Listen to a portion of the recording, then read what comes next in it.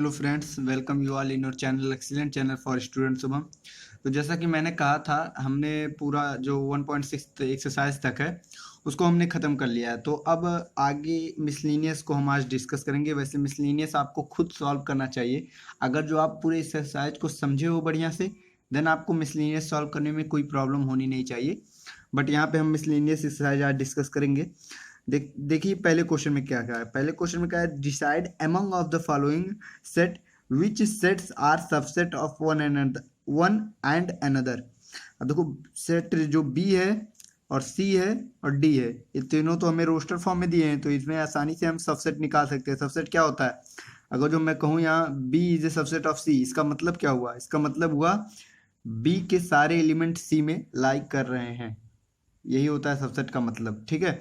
तो यहाँ जो ए है वो उस फॉर्म में, सेट बिल्डर फॉर्म में है, तो इसको हम पहले रोस्टर फॉर्म में बदलेंगे। तो रोस्टर फॉर्म में बदलने के लिए आप देखोगे क्या कहा, x such that x belongs to real number and x satisfy, x इस इक्वेशन को सेटिस्फाई कर रहा है। इक्वेशन क्या है, x square minus 8x plus 12 is equal to 0। इस इक्वेशन को एक्स सेटिस्फाई कर रहा है, यानी अब इस इक्वेशन को हमें सॉल्व करना है, ठीक है। तो अब इस इक्वेशन को हम सॉल्व करेंगे। यहाँ हम सॉल्व कर ले रहे हैं, क्वाड्रेटिक इक्वेशन है, x square minus 8x plus 12 is equal to 0। इसको हम तोड़ सकते हैं, x square minus 6x minus 2x minus plus 12 is equal to 0। यहाँ एक्स कॉमन ले ले तो एक्स माइनस 6 और माइनस 2 कॉमन ले ले तो एक्स माइनस 6। तो एक आएगा, एक्स की वैल्यू 6 आएगी, एक एक्स की वैल्यू 2 आएगी। यहाँ से आप इसको सॉल्व कर लेंगे, तो जो एक्स की दो वैल्यू इसको सॉल्व करने पे हमें मिलेगी, तो एक्स इक्वल टू 6 मिलेगा और 2 मिलेगा। तो इस सेट में हम लिख सकते हैं 2,6। ये हमें मिल गया set A in roster form. अब यहाँ देख लो कौन सेट किसका क्या है, सबसेट है, कौन सेट किसका सबसेट है। तो देखो, एक किसका किसका सबसेट है, तो एक जिसका सबसेट होगा उसमें 2 और 6 होने चाहिए। तो 2 और 6 क्या इसमें है, हाँ है, तो हम लिख सकते हैं A is a subset of B, ठीक है। फिर देखो 2 और 6 इसमें है, हाँ है, तो हम लिख सकते हैं A is a subset of C. फिर यहाँ देखो, क्या 2 और 6 इसमें है, 6 बस है, 2 नहीं है, तो हम ए नहीं लिखेंगे, A is a subset of D. तो ए सिर्फ दो लोग का सबसेट है। अब बी पे आओ, क्या बी ए का सबसेट है, देखो 2 4 6, क्या इसमें 2 4 6 है, 4 इसमें गायब है, तो यानी बी जो है ए का सबसेट नहीं है। फिर आते हैं बी और सी में, क्या बी सी का सबसेट है, हाँ है, क्योंकि 2 4 6 इसके जो तीनों एलिमेंट है वो सी में लाइक कर रहे हैं, तो हम लिख सकते हैं B is a subset of C. फिर देखो, क्या बी डी का सबसेट है, नहीं है, क्योंकि जो 2 और 4 है, जो दो एलिमेंट है वो डी में नहीं है, सिर्फ 6 है, तो हम ये नहीं कहेंगे B is a subset of D. अब आते हैं सी के लिए बात करें, तो क्या सी किसी का इसमें से सबसेट है, किसी का नहीं होगा, क्योंकि सी जो है, सी में 2 4 6 8 है, और 8 ऐसा 8 किसी में भी नहीं है, दैट्स व्हाई हम कहेंगे सी जो है किसी का सबसेट नहीं है। डी का देखेंगे तो डी में 6 बस है, क्या सी ए का सबसेट है, हाँ है, क्योंकि 6 ए में भी है। सी देखो बी में भी है, 6 बी में भी है, 6 सी में भी है, यानी जो डी है वो ए का भी सबसेट है, डी बी का भी सबसेट है एंड डी सी का भी सबसेट है। तो हमें जो पेयर ऑफ सबसेट इसमें ढूंढने थे वो हमारा क्या क्या होगा, A is a subset of B, A is a subset of C, B is a subset of C, D is a subset of A, D is a subset of B and D is a subset of C. तो ये हो गया हमारा पहले का answer, ठीक है। Question number second देखते हैं। तो क्वेश्चन नंबर सेकंड में क्या कहा, in each of the following determine whether the statement is true और false, if it is true prove it and if it is false give an example, ठीक है। अगर फॉल्स है तो हमें एग्जाम्पल देना है, और अगर ट्रू है तो उसे हमें प्रूफ करना है, ठीक है। तो मैं आपको समझा दूंगा। पहला जो है दिया है, यक्स कोई एलिमेंट है जो बिलोंग कर रहा है ए में, ए कोई एलिमेंट है जो बिलोंग कर रहा है बी में, तो क्या यक्स जो है वो बी में भी बिलोंग करेगा। अब देखो यहाँ क्या होता है, यक्स एलिमेंट है जो ए में बिलोंग कर रहा है, यानी अगर ए को मैं सेट मानूं और ए इज इक्वल टू सेट में मैं 1 रखूं, तो यहाँ मैं लिख सकता हूँ 1 is the element which belonging in A, 1 belongs to A, लिख सकता हूँ। ये होगा, एग्जाम्पल भी साथ में दे रहा हूँ, देखते जाइएगा। फिर क्या है, A belongs to B, A belongs to B, यानी बी कोई एक ऐसा सेट है जिसमें ए बिलोंग करता हो, यानी ए एज ए एलिमेंट बिलोंग कर रहा है, और ए पूरा क्या है, दिस, यानी ए पूरा बिलोंग कर रहा है। तो इसमें हम ऐसे लिखेंगे 1, 2, इसको हम मान ले सेट बी, जिसमें ब्रेक 1 और कॉमा 2 है। अब हमें क्या प्रूव करना है कि जो यक्स है वो बिलोंग कर रहा है बी में कि नहीं। यक्स हमें 1 को माना है ना, तो देखो क्या 1 बी में है? नहीं है, क्योंकि 1 का तो एक सेट है बी में। ये पूरा, इसको पूरे को देखेंगे, ये पूरा 1 अकेला बी में नहीं है, ये पूरा है बी में, ये पूरा सेट ए है बी में। दैट्स वाई हम इस स्टेटमेंट को क्या कहेंगे? फॉल्स। उम्मीद है आपको समझ में आया होगा। आपको अगर जो आप सेट का वीडियो देख के आए हैं, सबसेट का वीडियो देख के आए हैं, सेट का वीडियो देख के आए हैं पूरा 6 हो, तो आपको बिल्कुल समझ में आया होगा, कोई डाउट नहीं हुआ होगा। अगला देखते हैं, अगले क्वेश्चन में क्या है। If A is a subset of B, अगर ए बी का सबसेट है and B belongs to C, then A belongs to C. ठीक है, अब देखो A is the subset of B, यानी ए को हम फिर यही मान ले, अगर जो ए हम इसी को मान ले एंड बी को इस बार हम कुछ और माने, बी इज इक्वल टू हमने मान लिया 1 2 3। तो देखो 1 जो है इसमें है, तो हम यहाँ से लिख सकते हैं A is a subset of B, दिया है हमको। अगर A is a subset of B, इन दोनों केस में आप देख सकते हो ए बी का सबसेट है। और देखो B is a subset of C, यानी इसको हम 1 2 ही बस रखे तो भी है A is a subset of B. और सी एक ऐसा सेट रखे जिसमें 1 2 3 आए, तो यहाँ से लिख सकते हैं B is a subset of C.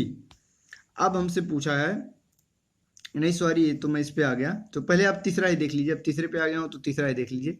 Then पूछा है A is a subset of C, तो देखो A is a subset of B है, A is a subset of C, B is a subset of C है, तो क्या ए भी सी का सबसेट है? देखो आप 1 इसमें, इसमें भी है, तो हाँ ए भी सबसेट है सी का, तो ये स्टेटमेंट ट्रू होगा।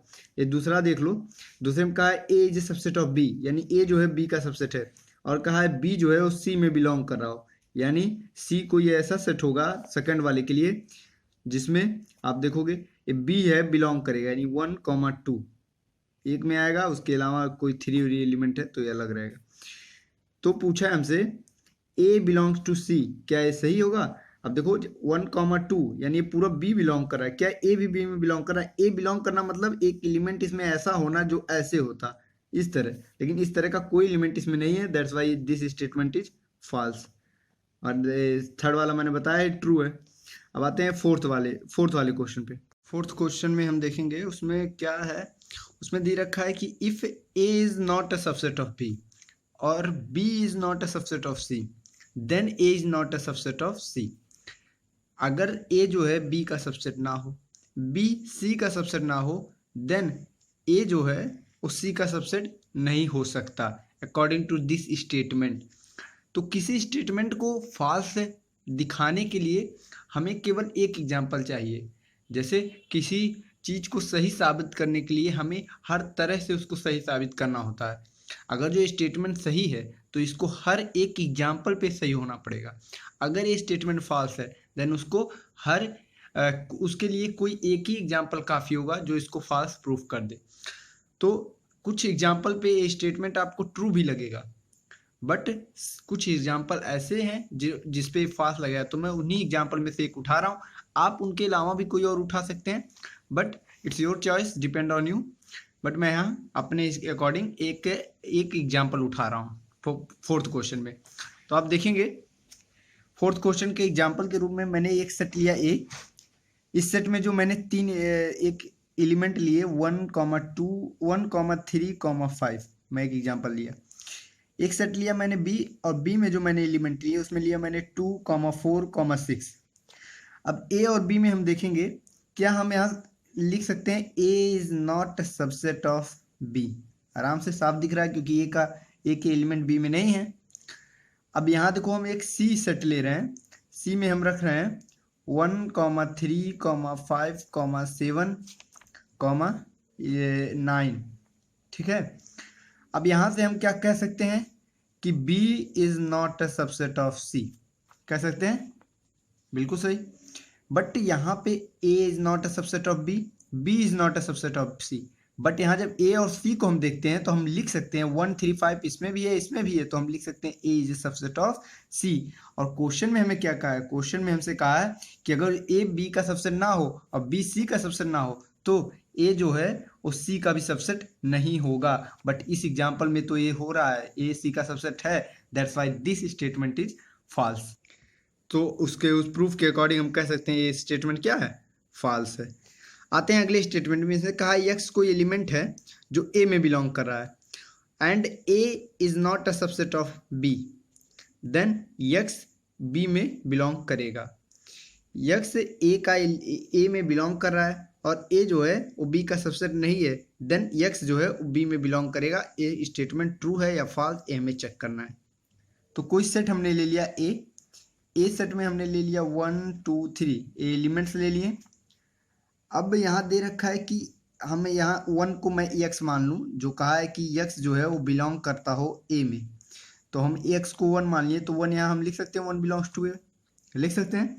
और फिर कहा है a जो है वो b का सबसेट ना हो, तो b मैंने कोई ले लिया सेट, वहाँ उसमें हमने लिख दिया कि b सब सेट ले लिया, उसमें हमने लिख लिया 4 5 6। अब a और b को देख के क्या हम लिख सकते हैं, a is not a subset of b, क्योंकि a के जो एलिमेंट्स हैं वो b में नहीं है। अब कहा है जब ऐसा कंडीशन हो, यानी कोई एलिमेंट है 1 यानी x जो बिलोंग करता हो a में और a b का सबसेट ना हो, देन x जो है वो b में बिलोंग करेगा। यहाँ देखो क्या 1 जिसको मैंने यहाँ x माना था वो क्या b में है, नहीं है। That's why this statement is also a false statement and this is the example of that statement। ये स्टेटमेंट उस स्टेटमेंट के सामने हम इस एग्जाम्पल को रख के हम इस दिखा देंगे सकते हैं कि जो स्टेटमेंट है वो क्या है, फॉल्स है। ठीक है, तो एग्जाम्पल के कारण हमने इसको भी फॉल्स प्रूफ किया। अब छठवां देखते हैं। छठवें में कहा if A is a subset of B and x belongs to B, x does not belongs to B, then x does not belongs to A also. अब इसको हम यही समझ लेते हैं कि अगर ए बी का सबसेट है, मतलब ए के सारे एलिमेंट्स जो हैं वो बी में लाई कर रहे हैं, ए के सारे एलिमेंट्स बी में लाई कर रहे हैं, और अगर जो कोई एक एलिमेंट है x जो बी में ही नहीं है, तो x में ही ए में कैसे होगा। जैसे आप देखो ए, अगर ए इक्वल टू मैं कोई सेट ले लूँ 1,2 एंड बी इक्वल टू मैं सेट ले लूँ 1,2,3। अब यहाँ से हम लिख सकते हैं A is the subset of B, है ना, वही हमें दिया है कि if A is a subset of B, तो A is a subset of B. इसमें हम कह सकते हैं अगर x कोई एलिमेंट है जो बी में नहीं है, तो बी में ना होने वाले एलिमेंट तो 4 5 6 कई सारे हैं, तो कोई भी एक एलिमेंट हम ले ले, इसको x मान ले, तो वो एलिमेंट ए में भी नहीं होगा, क्योंकि बी में ए के सारे एलिमेंट बी में होंगे। तो अगर जो कोई एक एलिमेंट ऐसा होता है जो बी में ही नहीं है, तो ए में कहाँ होगा, अगर जो ए सबसेट है बी का। That's why this statement is true. आपको बिल्कुल समझ में आया होगा कि मैंने क्यों किस स्टेटमेंट को क्यों फॉल्स किया, क्यों ट्रू किया। ठीक है, आते हैं अगले क्वेश्चन पे। क्वेश्चन नंबर 3 है। इसमें कहा है let A B C be the set, A B C 3 set हैं सच दैट ए और बी का यूनियन जो है ए और सी के यूनियन के इक्वल है and A intersection B is not equal to, शायद सॉरी ये पता नहीं पेन लग गया है, इसको मैं अभी चेक करके बताता हूँ।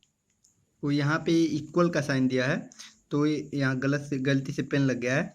तो A union B A union C के अगर इक्वल है एंड ए इंटरसेक्शन बी और ए इंटरसेक्शन सी भी इक्वल है, देन हमें शो करना है कि जो बी है वो भी सी के इक्वल होगा। तो इसको हम शो करते हैं, देखते हैं। देखो यहाँ पे हमें दे रखा है कि जो ए यूनियन बी है, यानी हम एक पढ़े हैं कि n A union B is equal to क्या होता है, n A plus n B minus n A intersection B होता है। यहाँ से हम निकाल सकते हैं n A plus n B is equal to क्या होगा, n A plus n B is equal to होगा n A union B minus plus n A intersection B. इसको हमने इधर भेजा और इसको सही से लिख लिया। अब जो दूसरा है इंटरसेक्शन, उसके साथ एन ए यूनियन सी के साथ अगर निकाले, तो यहाँ से हम लिख सकते हैं n A plus n C minus n A intersection C. फिर यहाँ हम लिख सकते हैं n A plus n C is equal to n A union C plus n A intersection C. अब क्योंकि ए यूनियन बी जो है वो A intersection A union B जो है वो A intersection A union C के इक्वल है एंड ए इंटरसेक्शन बी जो है ए इंटरसेक्शन सी के इक्वल है, तो इनका जो नंबर होगा वो भी इक्वल होगा, तो इनको हम इक्वेट कर देंगे, क्योंकि इन दोनों का जो सम होगा वो इन दोनों सम के इक्वल होगा, तो ये साइड इक्वल हुआ, तो इन दोनों को इक्वेट करेंगे तो जाएगा n A plus n B is equal to n A plus n C. यहाँ से n A cancel, n B is equal to n C, यहाँ से हम कह सकते हैं B is equal to C. ठीक है, समझ में आपको आया होगा कैसे ये मैंने इक्वल इसको प्रूव किया। ठीक है, तीसरा क्वेश्चन है, चौथा क्वेश्चन एक काफ़ी इजी क्वेश्चन है। देखो, so that the following 4 conditions are equivalent. हमें शो करना है कि ये जो चारों कंडीशंस हैं ये इक्वल हैं। तो ये तो साफ दिख रहा है यार। जैसे आप सोचो खुद कि जो ए है इसमें अगर जो इसमें हम एक कंडीशन ले ले कि एलिमेंट सेट ए को बी के इक्वल मान ले, ठीक है, तो हम अब चारों जो कंडीशन है उनको अब चेक करते हैं। क्या इस कंडीशन ए इक्वल बी मानने पे क्या चारों कंडीशन जो है सेटिस्फाई करते हैं, चारों कंडीशन इक्विवेलेंट होते हैं। देखो, अगर ए बी के इक्वल है देन हम कह सकते हैं A is a subset of B, कह सकते हैं कि नहीं। और ए बी के इक्वल होगा, हमें कैसे पता चला ए को हम बी के इक्वल माने, क्योंकि जब सेकेंड कंडीशन हमने देखा, क्योंकि ये हमें कहा है शो करने को, इक्विवेलेंट है शो करने को, यानी इक्विवेलेंट है पहले से, हमें बस उसको दिखाना है। तो a minus B equal to 5, मतलब दो इक्वल सेट को जब हम माइनस करेंगे तभी ना हमको 5 मिलेगा। तो ये 5 हमको क्यों मिला, क्योंकि a और b क्या है, दोनों इक्वल सेट है। ठीक है, तो ये हम a b को इक्वल यहाँ से कह सकते हैं। यहाँ देखो, अगर ये दोनों इक्वल है तो a b का सबसेट होगा ही, और b जो है वो भी a का सबसेट होगा। फिर यहाँ देखो, अगर जो ये दोनों इक्वल है तो इन दोनों का यूनियन तो b ही होगा। यूनियन मतलब कॉमन जो जितने एलिमेंट है उसमें, तो अगर ये दोनों सेट इक्वल हैं तो उनका यूनियन हमें भी मिल जाएगा। अगर दोनों सेट इक्वल हैं देन इनका इंटरसेक्शन हमें क्या मिलेगा, वापस से मिल जाएगा। हम ऐसे भी देख सकते हैं कि हम जानते हैं n A union B is equal to होता क्या है, n A plus n B minus n A intersection B. इसका डेरिवेशन मैंने पिछले वीडियो में किया है, तो आप उसको देखिएगा, आपको वहाँ से समझ में आएगा ये फार्मूला आया कैसे, वेन डायग्राम का कैसे हमने यूज किया। यहाँ भी हम वेन डायग्राम बना सकते हैं, लेकिन हमारे पास फार्मूला है तो हम क्यों वेन डायग्राम बनाएं। तो वहाँ हमने वेन डायग्राम से कैसे इस फार्मूले को बनाया है वो आप जरूर देखिएगा। ठीक है, तो देखो एन ए यूनियन बी के, ये यूनियन बी की जगह हम बी लिख सकते हैं, तो यहाँ हम लिख दें n A B. A intersection B की जगह हम ए लिख सकते हैं, तो यहाँ लिख दे एन ए। अब देखो एन ए से एन ए मर गया, n B is equal to n B.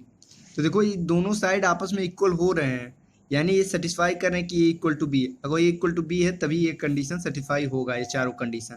ठीक है, तो चारों कंडीशन ए इक्वल बी पे सेटिस्फाई, क्योंकि जब ए इक्वल बी होगा तभी इन दोनों का इंटरसेक्शन जो है वो ए मिलेगा हमको, एंड इन दोनों का यूनियन हमें बी मिलेगा। ठीक है, अगला देखते हैं क्या है, so that if A is a subset of B then C minus B is also a subset of C minus C.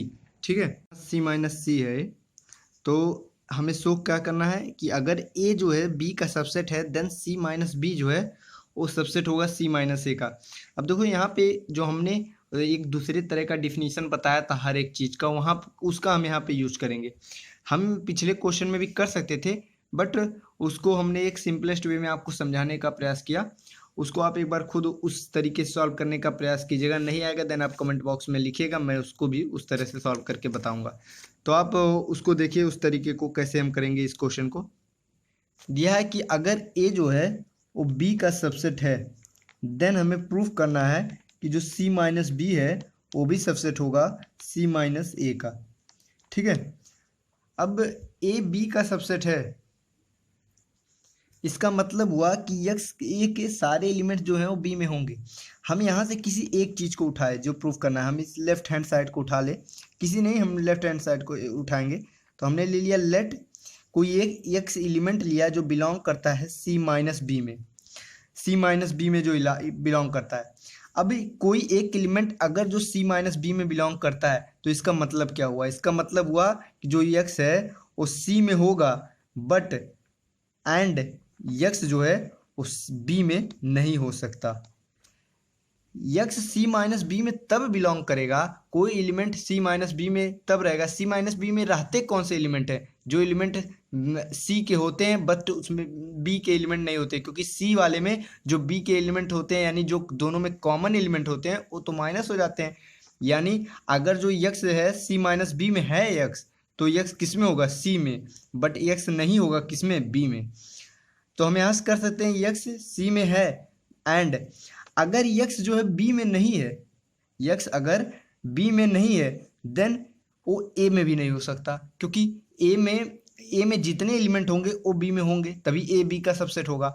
A B का सबसेट है, ये हमें दे रखा है, तो अगर यक्स बी में नहीं है तो यक्स ए में भी नहीं हो सकता। तो हम यहाँ से लिख सकते हैं x does not belongs to A. ठीक है, अब देखो इसको जो हम तोड़े थे तो इस फॉर्म में लिखे थे, अब इसको हम वापस इस फॉर्म में अगर लिखना चाहे तो हम लिख सकते हैं जो यक्स है वो अगर जो सी में है और ए में नहीं है तो हम लिख सकते हैं यक्स जो है वो सी माइनस ए में होगा। ठीक है, अब ऊपर इससे और इससे हम दोनों से कह सकते हैं अगर यक्स सी माइनस बी में भी है और यक्स जो है वो सी माइनस ए में भी है, तो हम कह सकते हैं यक्स है वो बिलोंग करेगा, यक्स बिलोंग करेगा, अगर यक्स सी माइनस बी में भी है और यक्स जो है सी माइनस ए में भी है तो हम कह सकते हैं सी माइनस ए जो है वो सबसेट है सी माइनस बी जो है वो सबसेट है सी माइनस ए का। अब अगर जो हमें प्रूफ करना होता है इक्वलिटी जब हमें प्रूफ करना होता है तो हम इसका एक रिवर्स भी दिखाते हैं, वो अभी है नहीं, आगे क्वेश्चन में आएगा तो हम उसको वहाँ प्रूफ करेंगे। यहाँ बस हमें सबसेट प्रूफ करना था तो इसके साथ यहाँ प्रूफ हो गया। ठीक है, अब अगला क्वेश्चन देखते हैं क्या है। अगला ये छठवां क्वेश्चन, इसमें कहा है assume that P A is equal to P B. P A क्या है, power set of A, and P B क्या है, पावर सेट ऑफ बी। और पावर सेट क्या होता है, पावर सेट होता है the set of subset of A. A के जितने सबसेट हैं उनका सेट बना लिया जाता है, वो होता है पावर सेट ए का, और जो बी है बी के जितने सबसेट है उनका सेट बना लिया जाता है तो होता है पावर सेट बी का। तो ये दोनों अगर इक्वल है तो हमें शो करना है ए जो है वो बी के इक्वल होगा। क्वेश्चन का हम सोल्यूशन देखेंगे। इसमें दे दिया है कि लेट एक्स बिलोंग्स टू ए, अगर एक्स ए में बिलोंग, हमें पूछा क्या है कि हमें दिया है कि अगर जो पी ए है वो पी बी के इक्वल है। ठीक है, तो हमें शो करना है ए जो है बी के इक्वल होगा। तो एक कैसे होगा, देखो हम कोई एक एलिमेंट ले ले एक्स, अगर जो मानते हैं ए में बिलोंग कर रहा है और उस ए को हम माने कि ए जो है वो बिलोंग करता है पी ए में, वो पी ए में बिलोंग करता है, ये कोई एक सबसेट है जो पी ए में बिलोंग करे, ए कोई सबसेट है जो पी ए में बिलोंग कर रहा है। ठीक है, तो जब ये पी ए में बिलोंग करेगा इसका मतलब वो पी बी में भी बिलोंग करेगा। यक्स कोई एलिमेंट है जो ए में बिलोंग कर रहा है और ए जो है वो पी ए में बिलोंग करेगा। अगर जो पी ए में बिलोंग करेगा क्योंकि पी ए पी बी के इक्वल है तो वो पी बी में बिलोंग करेगा। अब कोई एक हम सेट ऐसा ले रहे हैं सी जिसमें यक्स ऑलरेडी बिलोंग करता हो, ये हमने लेट किया है। तो फॉर सम सी, यानी कोई भी एक सी हमने एक सेट लिया है जो जिसमें यक्स जो है उसमें बिलोंग करता है, और वो जो सी है वो सबसेट है पी बी का, यानी पावर सेट ऑफ बी का। पावर सेट ऑफ बी में कैसे एलिमेंट रहते हैं, पावर सेट ऑफ बी में जो भी एलिमेंट होते हैं वो बी के सबसेट होते हैं। यानी अगर सी जो है पावर सेट ऑफ बी का एलिमेंट है, इसका मतलब जो सी है वो सबसेट होगा किसका, बी का। तो अगर सी बी का सबसेट है यानी, और हमने देखा यक्स जो हमने लेट किया यक्स जो है वो सी में बिलोंग कर रहा है और सी बी का सबसेट है, इसका मतलब सी बी में, सी बी का सबसेट यानी बी में सी के सारे एलिमेंट होंगे। यानी अगर यक्स सी में है, यक्स सी में है तो यक्स जो है बी में भी होगा, तो हम लिख सकते हैं यक्स बी में भी है। यहाँ हमने देखा था यक्स ए में है, यहाँ हमने देखा यक्स बी में भी है, तो हम लिख सकते हैं ए जो है बी का सबसेट है। अब इसी तरह हम यहाँ पे ले लेंगे x is a subset, x belongs to B, B belongs to P B is equal to P A for some C, लेके यहाँ पी ए हम करेंगे एंड हम इसी तरह निकाल लेंगे। सिमिलरली हम फाइंड कर लेंगे कि जो बी है वो सबसेट है ए का। अब हमें मिल गया ए जो है बी का सबसेट है और बी जो है ए का सबसेट है, तो इन दोनों के हेल्प से हम आसानी से कह सकते हैं कि जो ए है वो बी के इक्वल होगा। यानी हमने ये आपको बता रखा है सबसेट वाले वीडियो में कि अगर दो सेट आपस में ए इसका सबसेट है और ए इसका सबसेट, दोनों एक दूसरे के सबसेट होते हैं, देन वो सेट दोनों ही आपस में क्या होंगे, इक्वल सेट होंगे। ठीक है, क्वेश्चन नंबर 7 बहुत इजी क्वेश्चन है। इसमें इज इट ट्रू आपसे पूछा है that for any set A B, कोई भी सेट ए और बी के लिए power set of A union power set of B क्या इक्वल होगा power set of A union B के। इस आंसर को जस्टिफाई कीजिए। ठीक है, तो हम कोई भी एक एग्जांपल लेके इस आंसर को जस्टिफाई करेंगे। आंसर को अपने जस्टिफाई कीजिए, होगा कि नहीं होगा। ठीक है, अब चेक करते हैं। देखो, अगर मैंने कोई एक सेट ले लिया और इसमें मैंने एक एलिमेंट रखे 1, अब बी कोई सेट ले लिया, इसमें मैंने रखा 2, कोई एलिमेंट रखा। अब यहाँ से हम अगर निकाले सबसेट ऑफ ए, यानी सबसेट ऑफ ए क्या क्या होगा, सबसेट ऑफ ए तो एक तो 5 होगा, क्योंकि 5 is the subset of every set, and एक खुद हो जाएगा, यानी टोटल 2 सेट होगा, क्योंकि इसमें एक एलिमेंट है। मैंने बताया था अगर एक एलिमेंट है तो 2 टू द पावर n 1 है, यानी एक से 2 होगा, 2 ही इसमें सबसेट, 2 ही सबसेट इसके होंगे। मैं यहाँ कोई और 2 नंबर का एग्जांपल लेता तो 4 सबसेट होते, तो हम वो ज़्यादा बड़ा जाता है, इसलिए मैंने छोटा एग्जांपल लिया। बी का अगर मैंने सबसेट, मैं सबसेट निकालूं तो बी के सबसेट क्या क्या होंगे, 5 होगा और एक एलिमेंट बी खुद हो 2 होगा। ठीक है, हमें मिल गया सबसेट ऑफ ए और सबसेट ऑफ बी। यहाँ से हम लिख सकते हैं power set of A. Power set क्या होगा, ये जो सबसेट है इनका सेट, यानी 5,1 ये हो गया पावर सेट ऑफ ए। यहाँ से हम लिख सकते हैं पावर सेट ऑफ बी क्या होगा, तो पावर सेट ऑफ बी जो होगा 5,2 का होल सेट। ठीक है, ये हो गया हमें पावर सेट ऑफ बी।